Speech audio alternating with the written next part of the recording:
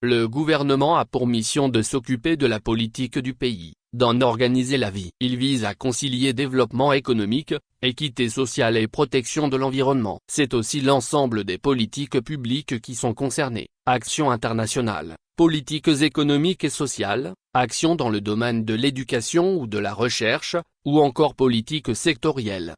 Le principal objectif de tout gouvernement est la croissance économique, le plein emploi, l'équilibre de la balance des paiements, la stabilité des prix et la répartition équitable des revenus.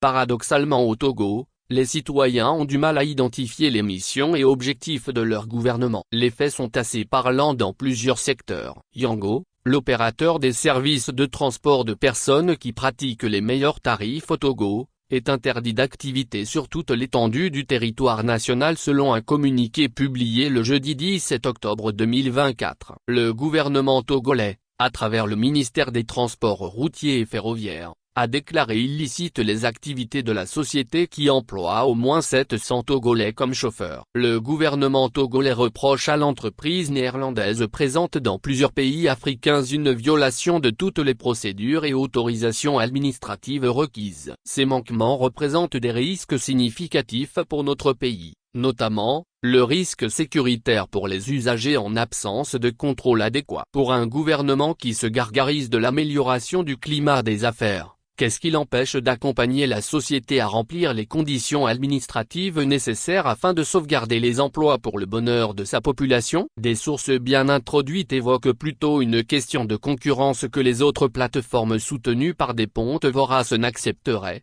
d'où il faut faire disparaître cette structure comme d'autres, notamment Seco Group sans aménité. Figurez-vous, Seco Group, cette entreprise de bâtiments et travaux publics BTP qui employait quelques 1562 salariés s'était écroulée sous le regard désinvolte du pouvoir. Comment comprendre que le Togo, producteur du clinker, pratique des prix du ciment plus prohibitifs que d'autres pays non producteurs, soit 80 000 F la tonne contre 55 000 F au pays de Sayaïk ou Inché?